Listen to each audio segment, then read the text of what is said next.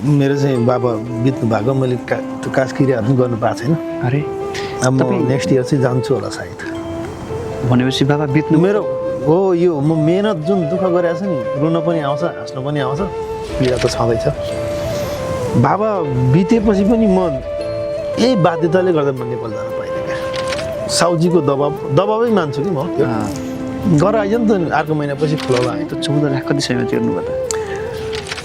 मर्ने वातावरण चाहिँ नगराइदिनु। नेपालमै उसले हलो जोतेरै खाइरहेछ भने त्यही खाना दिनु पर्यो। पैसै कमाएन होला ठिक छ, आफ्नो फ्यामिलीसँग त छ। एउटा दुईवटा तिनवटा एउटा गरेर जाने हो नि त।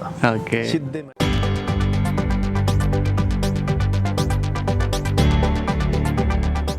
तपाईहरुलाई स्वागत छ एनएमएस मिडियामा। अहिले चाहिँ म यो एउटा निकै राम्रो कोइनमा छु, हामी पार्कमा आएको छौँ। आज मसँग अनुप दाइ हुनुहुन्छ। उहाँसँग हामी सानो छोटो मिठो उहाँले जापानमा भोग्नु भएको देख्नुभएको कुराहरूलाई थोरै श्रोता माझ पुर्याउने कोसिस गर्नेछौँ है। अब जापानमा लामो समय भयो, लगभग कति भयो? एकदम पहिलो कुरो चाहिँ दाइले औपचारिक रूपमा चाहिँ म स्वागत गरेँ मेरो। धन्यवाद भाइ, धन्यवाद छ। भाइले त एउटा चिज जापान आएको यत्रो 10-11 वर्ष भयो भने त, तर एउटा बोल्ने मौका चाहिँ भाइले लिएर ठिकै छ। अब यो हामीले यसलाई अनौपचारिक रूपमै अब नर्मली यसरी हामी बोल्दैछौँ होइन। अब अलिक पछाडि पोडकास्टमा बसेर नि हामी कुराकानी गरौँला। अहिले चाहिँ जस्तो अब जापान आउनुभयो, सुरुमा जापान कति सालमा आउनु भएको थियो तपाईँ? म 2015 मा चाहिँ जापान। 2015 भनेपछि ठ्याक्कै 10 वर्ष। 10 वर्ष।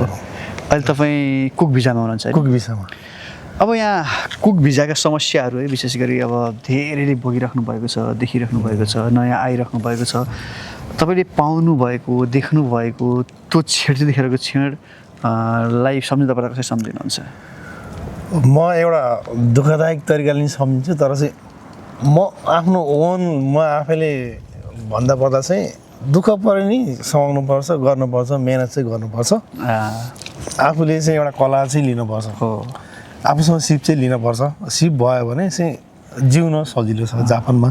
तर दुःखदायक त कति छ कति छ। सानो एकछिन कुरा गर्ने हाम्रो सानो भेट, तर मलाई सानो भिडियो सानो बनाउँछु भन्दा पनि धेरै कुरा गर्न मन लाग्यो क्या। त्यसैले हामी कतै बसेर अलिकति कुरा गरौँ होइन, चट्ट बसेर मजाले केही कुरा गरौँ। तपाईँबाट पनि अब जस्तो जापान आउन चाहनुहुनेहरूले या बुझ्न चाहनुहुनेहरू कुरा बुझ्न चाहनुहुनेहरूले धेरै कुराहरू थाहा पाउनु हुनेछ। त्यही कुरालाई हामी मध्यनजर गर्दै छोटो मिठो कुराकानी गरौँ है त। ओके, फेरि पनि अब चाहिँ तपाईँलाई स्वागत गरेँ एनएमएस मिडियामा है। आज त्यो पार्कमा छु, निकै राम्रो पार्क क्या है। जापानको यो ठाउँै विषय कति राम्रो पार्कहरू हुने के भन्छ, एउटा डिप्रेसन हटाउने ठाउँ हो एकदमै। मान्छेहरू पनि फो हल्ला पनि नहुने आनन्दको राम्रो पार्कमा छौँ। र अब कुराकानीलाई अगाडि बढाउँदै जाँदाखेरि चाहिँ अब धेरै समस्याहरू छन्, धेरै नै अब यो गुनासोहरू पनि आइरहेको सुनिन्छ। अब धेरै भिजाहरूमा छ, अरू भिजा पनि स्टुडेन्ट भिजा पनि समस्या छन् होइन। अब पछिल्लो समय एकदमै धेरै समस्या यो ब्याचलर भिजा भनिन्छ, यसमा पनि समस्याहरू छ। त्यस्तै गरी अब श्रोताहरूले जान्न चाहनुहुन्छ, तपाईँ जुन स्टाटसमा हुनुहुन्छ जस्तो कुक भिजाको बारेमा भन्दाखेरि तपाईँ कसरी आइपुग्नु भयो र कस्तो तरिकाले आइपुग्नु भयो सम्झिँदाखेरि? म एउटा सक्षम कुक भनेर मेरो घर खाना पकाउने खुवाउने म पहिलेदेखि एकदम इन्ट्रेस्टेड। म मासु भात पकाएर खुवाउनुलाई, मेरो घरका आएको पाहुनालाई खाना पकाएर खुवाउनु एकदम इन्ट्रेस्टेड। अनि त्यसपछि नेपालमा व्यवसायहरू गरेँ, धेरै कुराहरू गरेँ, प्रगति गरिनँ। भाग्यले साथ दिएन अथवा केले साथ दिनु त्यो थाहा भएन। अनि कहाँ जाउँ, कता जाउँ, के गरौँ भन्ने कुराहरूमा त्यो अवल्दै जाँदा म चाहिँ खाना पकाउन सिक्नुतिर लागेँ नेपालमै। पैसै तिरेर भनौँ न, पैसै तिरेर सिक्नतिर लाग्यो। त्यस्तै इन्स्टिट्युटहरूमा गएर कुक चाहिँ सिक्छु। मैले सोचेको चाहिँ मैले एमै बनाउँछु एउटा, म खाना पकाएर कुनै कस्टमरलाई खाना खुवाउँछु भन्ने। त्यो गरेर म कुक सिक्नुतिर लागेँ। कहाँ जान्छु कता जान्छु त थाहा थिएन। कुक सिकेर नि म सक्षम भएर सिकेरै तपाईँ जापान आउँदाखेरि कतितिर आउनु ठ्याक्कै भन्नुपर्दाखेरि? मैले ठ्याक्कै भन्दाखेरि भाइ अब 10 वर्ष भयो। 10 वर्ष अगाडिको कुरा हो। 10 वर्ष अगाडि मैले जापान आउने तिरेको भन्दा पनि जापान आउने खर्च चाहिँ मेरो 14 लाख रुपियाँ भयो 14 लाख 10 वर्ष अगाडि 14 लाख खर्च साउलाई यति तिरे उति तिरे भन्नु परेन म 14 लाख खर्च गरेर जापान आएको जापान आउनुभयो जापान आइसकेपछि 14 लाख खर्च गरेर जापान आउनुभयो कुक भिजामा र आएपछि त्यही ठाउँमा काम पाउनुभयो कि तपाईँले पनि अहिले आइरहेको गुनासो जस्तै धेरै समस्याहरू झेल्नु पर्यो म 10 वर्ष अगाडि आउँदाखेरि पनि कस्तो थियो भने 2015 मा चाहिँ के थियो भने भाइ ठ्याक्कै यही कन्डिसन अहिले जुन कन्डिसन छ जापानमा एकदम म्याक्सिमम भिसा निस्केको थियो कि कुक भिसा चाहिँ धेरै म्याक्सिमम हामी नेपालको जापान एम्बेसीमा गएर लाइन बसेर चाहिँ भिसा लिनु पर्थ्यो त्यस्तो धेरै है एकदम म्याक्सिमम एक हप्तामा 200 जनाको भिसा आउँछ भन्ने सुनेको थियो कि हामी त्यतिखेर एक हप्तामा 200 जनाको भिसा कुक अथवा जो भयो नि जापानमा चाहिँ 200 जनाको भिसा निस्किन्छ एक हप्तामा भन्थ्यो हामी लाइन त्यसरी लगाएर अनि पैसा तिरेर अनि भिसा लिएर आछौँ कि काठमाडौँ गएर जस्ट नेपालबाट अब जहाँ आउनुभयो त्यहीँ काम गर्नुभयो गरिनँ भाइ म जहाँ आएको थिएँ मेरो रिलेटिभमै आएको थिएँ रिलेटिभकै रेस्टुरेन्टमा आएको थिएँ अनि त्यहाँ आएर काम गरेँ 2-4 महिना चाहिँ काम गरेँ अनि चाहिँ दाजुले भिसा एप्लाई गर्नुभएको थियो धेरैजनाको भिसा आयो अनि दाजुले चाहिँ रिक्वेस्ट गर्नुभएको थियो मलाई त मेरो भाइ होस् तैँले कुरा बुझ्छस् भिसा म लगाइदिन्छु अन्त काम खोजेर काम गर भन्नुभएको थियो मैले ठिक छ दाजु भिसा मलाई राखिदिनु भयो भने म जहाँ गएर नि काम सिक्ने हो काम गर्ने हो म जान्छु भनेर अनि 3 महिनापछि मैले जहाँ आएको थिएँ त्यो ठाउँ चाहिँ छोडेर 3 महिनापछि काम ठाउँ छोड्नुभयो जस्तो भनिहाल्नुभयो भिजा त्यहाँबाट राख्नुभयो काम चाहिँ रेस्टुरेन्टमै गर्नुभयो कि बाहिर गरेर म रेस्टुरेन्टमै गरेँ भाइ म आजसम्म जहाँ गरेको छु रेस्टुरेन्टमै गरेको छु ठिक छ बाहिर जाने यता गर्ने अब मान्छेहरूको धेरै कुराहरू सुनिन्छ होइन तर मलाई चाहत भएन म त खाना बनाउन आएको म खानै बनाएर बिक्छु मेरो कला म देखाउँछु जस्तो अनि बाहिरतिर काम गर्दा त्यो कम्पनीबाट भिजा लाउने भन्ने पनि त हुन्थ्यो होला जस्तो नमिल्ने हो र होइन मिल्छ तर कस्तो हुन्छ भने जस्तै खाकुलिङ भन्छ इमिग्रेसनबाट कताबाट चाहिँ आयो भने तेरो भिसा त्यहाँ छ किन यहाँ काम गरेछस् भन्ने कुराहरू चाहिँ हुन्छ तर कस्तो भने चाहिँ बाध्यताहरू धेरै हुन्छ भाइ धेरै कुराहरू सहनु पर्छ जापान आएपछि चाहिँ होइन जापान त अब आउँदाखेरि त नेपालमै हुँदादेखिको टेन्सन अनि त्यसपछि ठिक छ अब ऋण लिएर आउने हो झन् जापान ऋण लिएर आउने तपाईँले त 14 लाख कति समयमा तिर्नुभयो त अब यति महिना उति महिना म भन्दिनँ आजको दिनसम्म चाहिँ मैले क्लियर गरेँ भन्छु आजको दिन मैले 3 महिनामा तिरेँ 1 वर्षमा तिरेँ चाहिँ भन्दिनँ आजको दिनमा म त्यो 14 लाखको चाहिँ ऋण मुक्त छु 14 लाखको ऋण मुक्त 10 वर्षमा जस्तो अहिले पछिल्लो समय आइराख्नु भएको छ नि त अब पछिल्लो समय आइराख्नु भएको छ कुकमा धेरै आउन खोजिराख्नु भएको छ उहाँहरूलाई तपाईँ के भन्न चाहनुहुन्छ अहिले भन्नुपर्दा मलाई मेरो मान्छेले नेपालदेखि फोन गरेर म कुकमा आउँछु मलाई भिसा राख्ने ठाउँ खोज्दै भन्नुहुन्छ भने सिधै नआउनु भन्छु उसँग क्षमता छ उसँग कला छ उसँग ओरिजिनल डकुमेन्टहरू छ भने चाहिँ आइज गरी खान चाहिँ आउनै पर्छ फेरि मैले नआइज भन्दैमा फेरि उहाँहरू नआउँछ होइन तर मेरो सल्लाह चाहिँ सक्षम छस् भने आइज सक्षम छैनस् भने त यहाँ आएर भनेको सहन सक्छस् भने 2 महिना बस्ला सहन सक्दैनस् भने त 1 हप्तामा घर फर्किने भनिदिन्छु मैले त्यस्तो हुन्छ है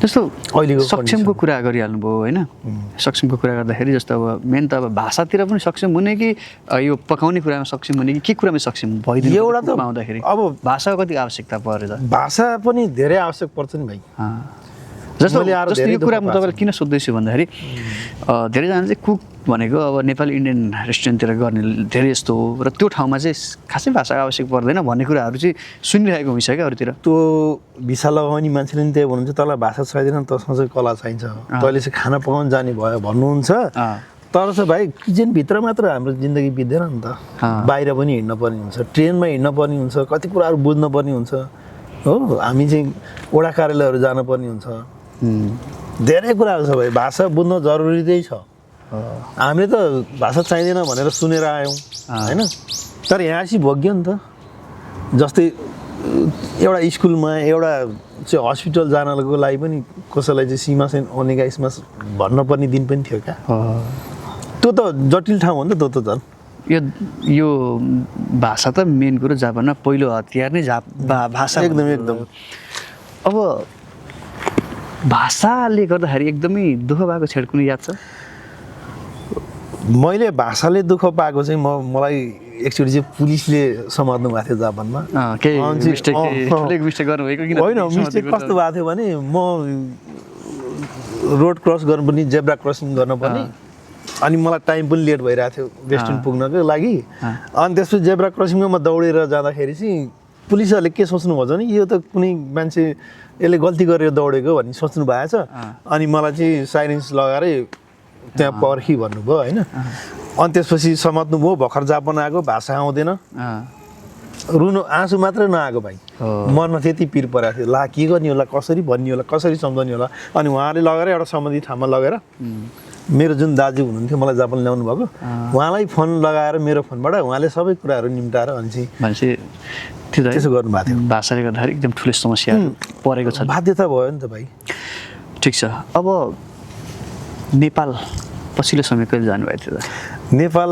चाहिँ म योभन्दा 3 वर्ष अगाडि चाहिँ नेपाल गएको थिएँ भाइ भनेपछि 8 वर्ष बसेर नेपाल 7 वर्ष बसेर नेपाल जानुभयो लास्ट टाइम चाहिँ गएको 3 वर्ष अगाडि तर चाहिँ 2 चोटि गएको ए पहिला पनि जानुभएको थियो कस्तो पाउनुभयो त पछिल्लो समय नेपाल त छन् गेडी सबै मेरी छैनन् गेडी सबै टेढे भाइ त्यस्तो छ है अहिले लाग्दैन नेपाल जाउँ नेपालमै गएर केही गरौँ मैले सिकेको सिपलाई नेपालमै गएर सदुपयोग गरौँ म लास्ट टाइमको चाहिँ मेरो के भएको थियो भने भाइ कोरोनाको कारणले गर्दाखेरि म जापान आउनु नपर मेरो भिसै सिद्धिएको थियो ए अनि नयाँ फेरि सिओई निकालेर म जापान आएको फेरि तर नेपालमा चाहिँ भएको थियो मलाई म गरेँ भने म खानै बेचेर पैसा कमाउँछु भन्ने चाहिँ मलाई सोच थियो त्यो स्थिति छ भने नेपाल नजाने त अब होइन जाने नि कहिले जाने त आफ्नो मातृभूमि हो त्यो नजाने कुनै छैन भाइ अनि अब देशमा चुनाव आउँदैछ होइन यहाँबाट अब विदेशमा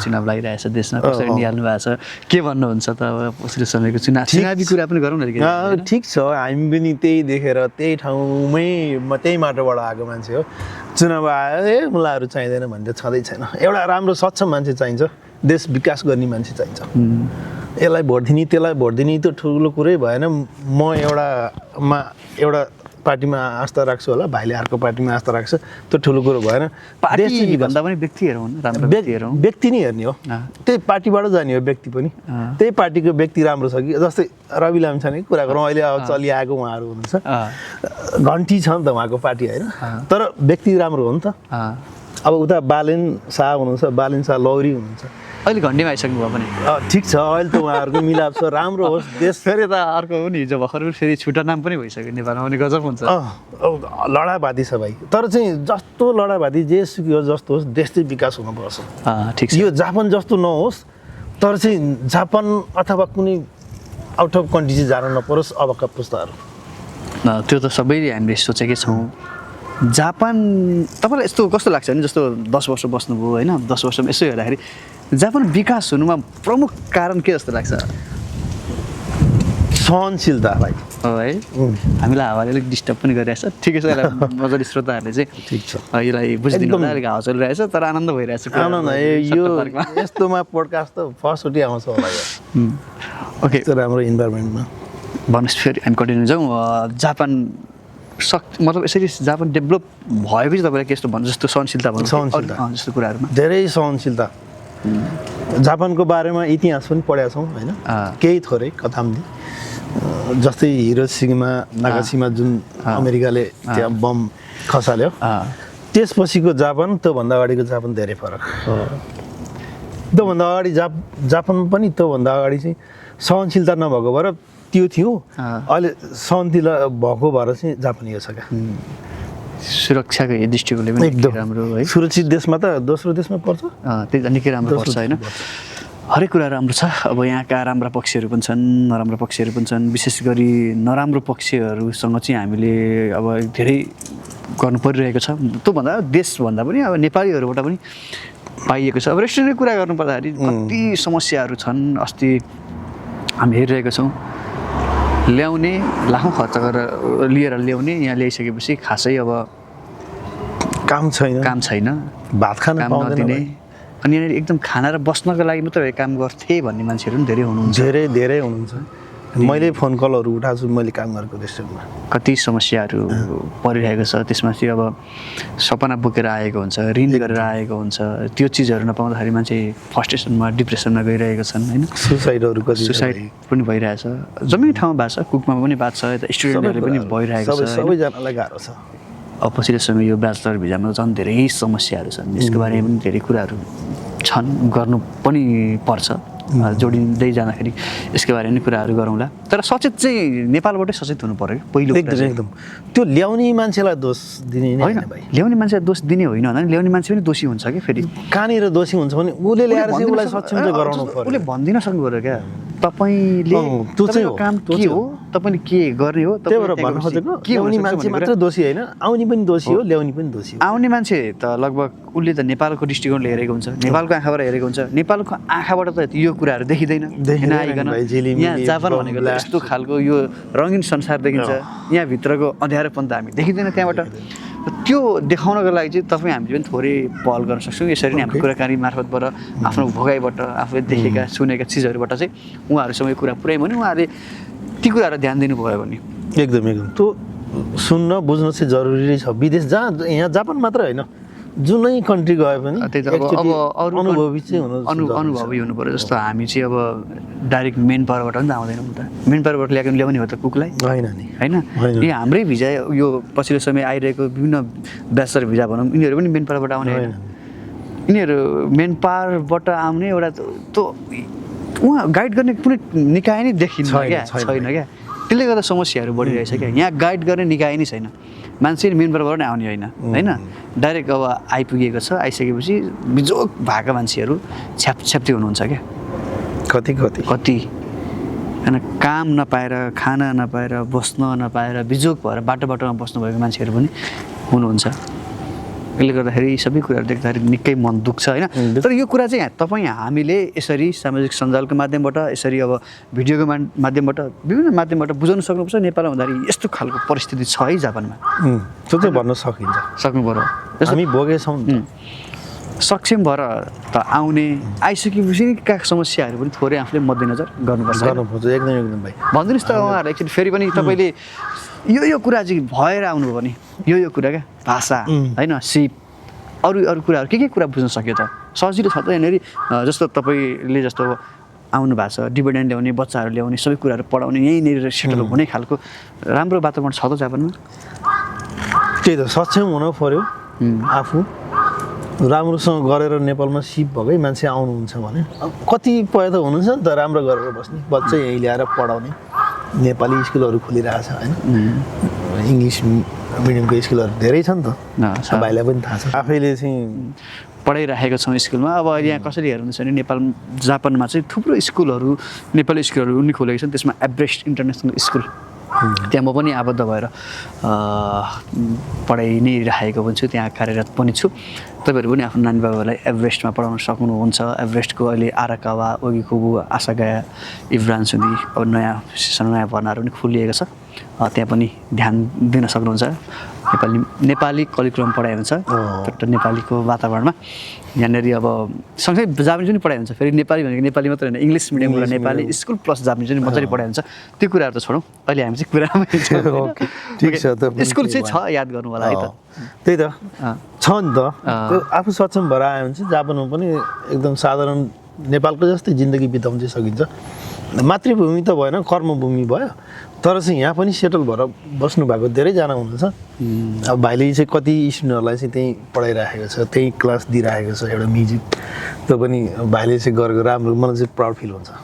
त्यही त अब यो कस्तो हुँदो रहेछ भने हामीले जुन कुराहरू सिकेका छौँ, जुनसुकै कुरा, खाना बनाउन सिकौँ होइन, गीत गाउन सिकौँ होइन, खेल्न सिकौँ होइन, फुटबल खेल्न, कराते खेल्न, या जुनसुकै पनि एक्टिभिटिज पढ्न, जेसुकै पनि आफूसँग भएको स्किल चाहिँ जहाँ पनि काम लाग्ने रहेछ। एकदम अब इक्जाम्पल चाहिँ भाइ नै मेरो पनि लागेको छ, जसको पनि लाग्ने रहेछ। र त्यसको लागि चाहिँ केही न केही सिप चाहिँ भयो भने भोको मरिँदैन जुनसुकै ठाउँमा। तर घमण्डले पैसा मात्रै पेलेर म त्यो देश जान्छु, म त्यो देशमै राइखानी हुन्छु भन्ने चाहिँ हुँदैन है, त्यो त हुँदैन। अब मेहनत पनि गर्नु पर्यो, अब सबै कुरा एकचोटि पाइन्छ भन्ने पनि भएन नि, छैन नि। पहिलो प्यासन हुनु पर्यो होइन, प्यासन चाहिँ बिस्तारै गर्दै गएपछि पक्कै राम्रो। भर्याङ त्यसै बनाएको होइन नि, एउटा दुईवटा तिनवटा चारवटा गरेर जाने हो नि त। ओके, सिधै माथि त कहाँ जान सकिन्छ, भर्याङ चढेर जाने भाइ। ल ठिक छ। अब नेपाल पछिल्लो समय अब चाहिँ कहिले जाने सोच छ? नेपाल चाहिँ अब भाइ राम्रो भयो भने मेरो चाहिँ बाबा बित्नु भएको मैले त्यो काजक्रियाहरू पनि गर्नु पाएको छैन। अरे अब म नेक्स्ट इयर चाहिँ जान्छु होला सायद। भनेपछि बाबा बित्नु मेरो हो यो म मेहनत जुन दुःख गरेको छु नि, रुन पनि आउँछ हाँस्नु पनि आउँछ। मलाई कमाउनु छ, राम्रो गर्नु छ क्या। बाबा त बित्नु भयो होइन, त्यो त एकदम मनमा पीडा त छँदैछ। बाबा बितेपछि पनि म यही बाध्यताले गर्दा म नेपाल जान पाइनँ क्या। जहाँ काम गर्थेँ त्यो रेस्टुरेन्टै बन्द हुन्थ्यो क्या यदि म नेपाल गएको भए। मसँग कला थियो, मेरो कला देख्नु भएको थियो, उहाँले मलाई विश्वास गरेर चाहिँ ल है त हुनुपर्छ है, त भएन भने त मेरो पसल चल्दैन। त्यही कुराले गर्दा उता साउजीको दबाबै मान्छु कि म। त्यो गरेर आइज नि त अर्को महिनापछि खोलाउला होइन क्या। उहाँहरूले नि आफ्नो योजना हुन्छ होइन, मेरो पसल चलाउनु पर्छ, यो महिनाबाट चलाउने हो भने। त्यही कुराले चाहिँ म जापान मेरो बाबा बितेको बेला म नेपाल जान पाइनँ। कति दुःखद घटना छ है। म रोको भाइ जान नपाएको भएर होइन, तर साउजी पनि यति माया गर्ने मान्छे नकार्नै सकिनँ क्या। अनि मैले नेपाल चाहिँ फोन गरेँ, म आउनै पर्छ भने चाहिँ आउँछु, म साउलीलाई जसरी हुन्छ भन्छु। तर चाहिँ भाइ पनि छ, अहिले नआउँदा नि केही फरक पर्दैन भनेको भएर रुन मन लागेको थियो क्या। तर साउजीले पनि धेरै माया गरेको भएर मैले त मेरो एउटा बाध्यता पनि भयो। मैले त्यहाँ काम छोडेर फेरि नेपाल गयो भने भोलि बिहान म जापान आउन पाउँछु कि पाउँदिनँ। त्यही त, त्यो कुराहरूले पनि अल्झाएर राखेर चाहिँ बस्नै पऱ्यो। अब नेक्स्ट इयर चाहिँ म जान्छु। त्यही त निकै दुःखद घटना है। धेरै गाह्रो यस्तो अवस्थामा पनि परदेशमा अब भन्ने बित्तिकै जान पाइँदैन, बाध्यताहरू हुन्छ। एकदम यी सबै कुराले गर्दाखेरि परदेश गाह्रै छ नि, गाह्रो छ नि, निकै गाह्रो छ, समस्याहरू छन्। त्यत्रो जहाजले बोकेर ल्याएर फ्यात त छोडिदिने भाइ। उताबाट हामी सोचेर अब जापान या कुनै देश भन्छौँ, त्यो त्यहाँ गएपछि सपनाहरू पुरै साकार हुन्छ, राम्रो हुन्छ भनेर सोचेर आउँछौँ। तर यहाँको परिस्थिति, यहाँको सङ्घर्ष छ। भोलि बिहान चाहिँ छ, फेरि भोलि बिहान म त्यहाँ गएर गर्छु, मेरो कला देखाउँछु, मेरो मेहनत गर्छु भन्यो भने भोलि बिहान साकार छ नि। गराउने पैसाले हो भाइ साकार, पैसाले नै हो, आफ्नो मेहनत। तर अब पैसा पनि अर्काको देश, पैसा पनि चाहियो, धेरै कुरा चाहियो। पैसै भनेर विदेश आएको हो, पैसा त चाहियो नि। तर फेरि अब त्यो भोलि बिहान पैसा भन्दै आफ्नो जिन्दगी पनि त्यो त जान्छ भाइ। त्यो त अब 10 वर्ष भयो दाइ के गर्नुभयो भनेर सोध्यो भने भाइ म केही छैन यार भनिदिनु छु के भन्नु। 10 वर्षमा त तपाईँले त दुनियाँ संसार गरिसक्नु भयो होला नि दाइ भाइले भनेर सोध्यो भने मसँग केही छैन भाइ, एउटा घर छ त्यति हो भन्छु। तर हाम्रो भिडमा पनि एउटा घर बनाउँदा जिन्दगी जाने है, एउटा घर बनाउँदा जिन्दगी जाने जान्छ। अब यहाँ जापानिजहरूलाई हेर्नु न है, उनीहरूलाई यो खालको टेन्सनै छैन है, मैले घर बनाउनुपर्छ, मैले गाडी, यो मेरो सपना गाडीको लागि, यो मेरो घरको लागि होइन। एउटा देश सक्षम हुँदाखेरि यहाँको जनताले पाउने एउटा जिन्दगी। जापानिजहरू पनि कति फ्रस्ट्रेसनमा हुनुहुन्छ होइन, उहाँहरूको त छँदैछ र पनि गर्दाखेरि त हाम्रो हुने खालको वातावरण छ नि त। जस्तो मेरो उद्देश्य भनेको एउटा घर बनाउनु मात्रै जिन्दगीहरूको एउटा उद्देश्य भन्ने चाहिँ रहेन नि त। तर हामी नेपालीहरू एउटा घर बनाउनको लागि सारा जिन्दगी बिताउनु पर्छ। ओके, ठिकै छ। परिवार म फेमिलियरै छु। फेमिलियरै हुनुहुन्छ। नानी छ। के भन्ने, नेपालमै हुनुहुन्छ नानी? नानी नेपालमै छ। बाबा बित्नु हो, भाइ छ, मम्मी हुनुहुन्छ। म यहाँ चाहिँ अहिले सिङ्गल छु। ठिक छ। यो कुरालाई अब धेरै अगाडि लगिनँ मैले।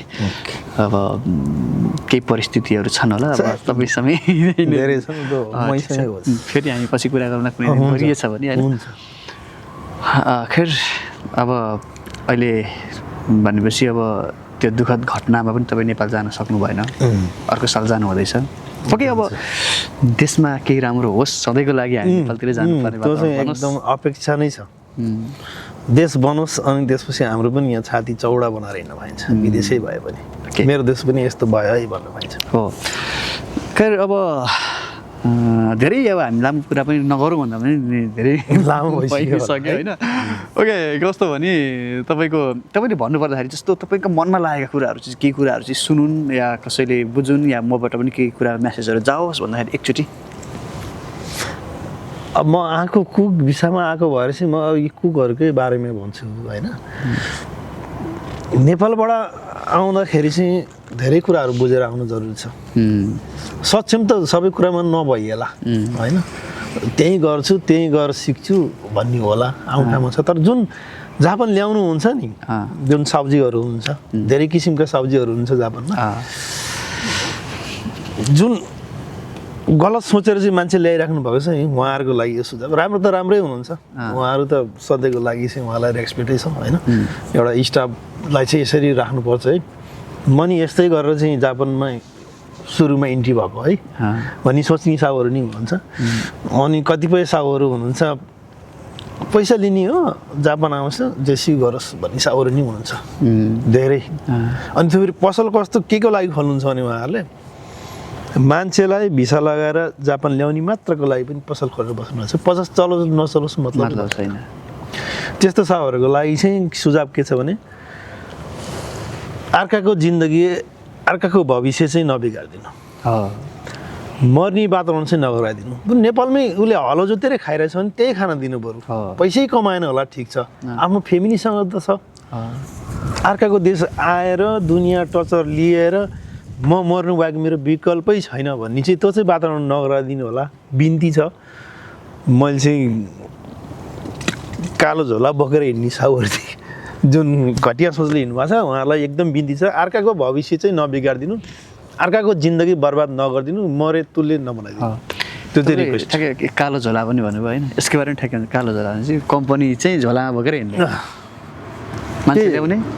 मान्छे ल्याउने आयो सिद्धो सक्यो जहाँसुकै जा मलाई 12 लाख आयो 15 लाख आयो मेरो बुढी भर्यो यस्ता मान्छेहरू नि टन्नै छन् जापान टन्नै कति नि भाइ गल्ली गल्लीमा म त नामै तोकेर भनिदिनु भने भनिदिन्छु तर चाहिँ यो एउटा प्राइभेसी हुन्छ उहाँहरूलाई बिन्ती छ रिक्वेस्टै हो यो हजुरहरूलाई मान्छे ल्याएर मान्छेको जिन्दगी बर्बाद नगरिदिनु त्यो त्यही हलोमै ठिक छ त्यो त्यसको गोठमै ठिक छ त्यसको भैँसीमै ऊ ठिक छ क्या पैसा अथा पैसा नहोला यहाँ आएर नि त कसले कमान्छ पैसा त्यही त यहाँ त झन् भाइ ऋण लिएर आउने हो ऋण तिर्नलाई झन् टाउको दुखाइ हुन्छ मर्दिन्छ हो यहाँ आउने मान्छे मर्दिन्छ सुसाइड गरिन्छ उसलाई बाध्यतै हुन्छ जिन्दगी मेरो अगाडि नै बढ्दैन भन्ने हुन्छ मरेपछि अनि उसको फ्यामिलीलाई बित्ने समस्या उसको फ्यामिलीले भोग्न पनि समस्या के त त्यो उसले फेरि त्यो पैसा फिर्ता गरेर मान्छे फिर्ता आउँदैन त्यो कुरा चाहिँ सोच्नु पर्ने हुन्छ हजुरहरू साउजीहरू राम्रो साउजीहरू हुनुहुन्छ होइन मेरो स्टाफ हो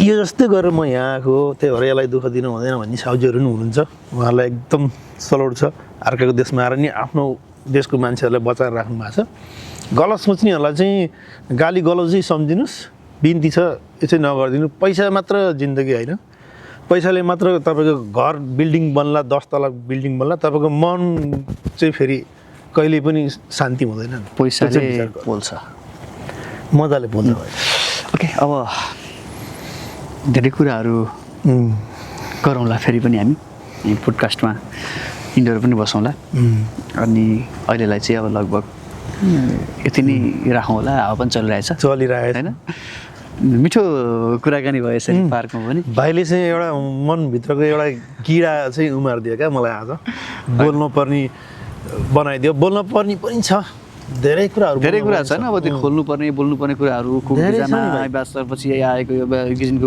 भिजामादेखि लिएर स्टुडेन्टमा या अरू यस्तो धेरै समस्याहरू छन् ती समस्याहरू चाहिँ अलिकति अब नेपालबाट चाहिँ आउँदाखेरि मैले पनि के भन्छु भने ठ्याक्कै जापान जानु चाहिँ मेरो जिन्दगीको सबभन्दा ठुलो उद्देश्य हो भनेर त सोच्छु जापान आइसकेपछि निकै धेरै दुःखहरू छन् ती दुःखहरूलाई त्यहाँबाट पनि अलिकति बुझ्ने कोसिस गर्नु होला आफ्नो साथीभाइ हुनुहुन्छ नजिकको मान्छेहरू हुनुहुन्छ इष्टमित्र हुनुहुन्छ नि के गर्दा सहज हुन्छ के गर्दा ठिक हुन्छ त्यो कुरा चाहिँ त्यहीँबाट पनि हामीले ध्यान दिउँ यहाँ आइसकेपछि त फेरि अब फसियो यहाँ निकै गाह्रो छ तर पनि स्ट्रगल त गर्नुपर्छ स्ट्रगल त जहाँ वहीँ सोचेर आयौँ भने धेरै सहज हुन्छ उहाँ सोचेर आयो भने म जापान गएर फर्केर फेरि नेपाल आएर नि स्ट्रगल गर्न सक्छु भनेर आउनुहुन्छ भने चाहिँ आउनुहोस् एकचोटि हेरेर भए पनि जानु सक्छ के भन्ने होइन ओके ठिक छ एकदमै कुराहरू केही कुराहरू भए जुन चाहिँ हेर्नु भने श्रोताहरूको लागि पनि काम लाग्न सक्ने कुराहरू पनि भयो एकदम एउटा सुझावजनक चाहिँ एउटा कार्यक्रम थ्याङ्क यू सो मच अब हामी फेरि पनि आउँदै गरौँला अहिले चाहिँ